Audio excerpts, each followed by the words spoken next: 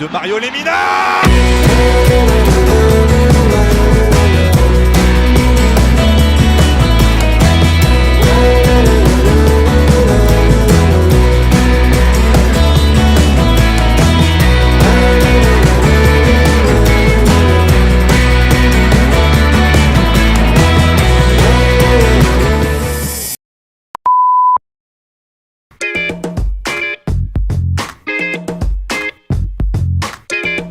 Bonjour tout le monde et bienvenue encore sur Snapchat MNK pour un nouveau tube sur les 4 panthères du Gabon capitaines à l'étranger. Alors avant de commencer cette petite vidéo, nous vous rappelons que le Covid-19 fait toujours des ravages. Vivons avec des gestes barrières, se laver les mains, porter des masques et respectons la distanciation sociale car nous sommes en guerre contre un ennemi invisible. Alors sans plus tarder, nous allons commencer. Nous tenons tout de même à vous avouer que le choix ne nous a pas été facile, car tous ceux qui figurent dans ce top 4 possèdent toutes les qualités d'un bon capitaine, d'où nous vous invitons à proposer le vôtre en commentaire.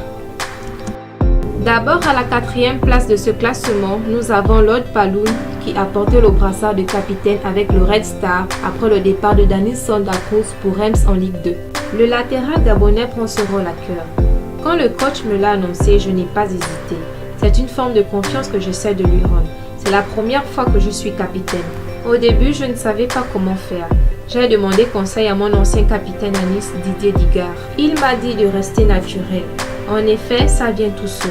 Sur le terrain, j'ai la gagne en moi. J'aime me battre et porter mon équipe. J'essaie de transmettre cette hargne, notamment quand on a des coups de mou, nous dit Lloyd Paloun. Puis à la 3e place, nous retrouvons Bruno Ekwele-Manga qui a été nommé par Christian Gourcuff au début de la saison 2012-2013 comme nouveau capitaine de Lorient après avoir remplacé Fabien Audard. C'est le bon choix. Bruno fait l'unanimité au sein du groupe et c'est un critère capital pour le choix d'un capitaine, nous rassure Gourcuff. Cependant, Bruno est blessé par Ibrahimovic lors du match d'ouverture de la saison dans un match nul contre le Paris Saint-Germain et sera hospitalisé pour une durée de 6 mois, d'où il perd son brassard de capitaine. Il ne fera son retour que le 26 janvier 2013 dans une défaite de 2-1 contre Nancy. Mais ce n'est que le 7 avril que le vice-capitaine de l'équipe nationale du Gabon va récupérer le capitana lors d'un match face à Lille. Et cette fois-ci, Ekwele gardera le brassard à Lorient tout au long de la saison 2013-2014. Il commandera 33 matchs sur 35 apparitions. Ensuite, dans ce classement des footballeurs gabonais qui ont été capitaines à l'étranger, nous avons l'incontournable Didier Ovono Ebon qui a été nommé capitaine du Men's FC en Ligue 2, en 16 dans les années 2009-2010 par Arnaud Cormier. Et le portier gabonais portait désormais le brassard en club et en sélection. Pour Didier, ce geste est une marque de confiance. En retour, je dois me montrer irréprochable. Par mon expérience, je peux apporter quelque chose au groupe et au jeu. Il faudra parfois élever la voix, mais j'ai l'habitude. À Tbilissi, je prenais déjà la parole et je suis le capitaine de la sélection gabonaise. Cette année, nous n'avons vraiment pas droit à l'erreur, a-t-il indiqué Didier Ovono.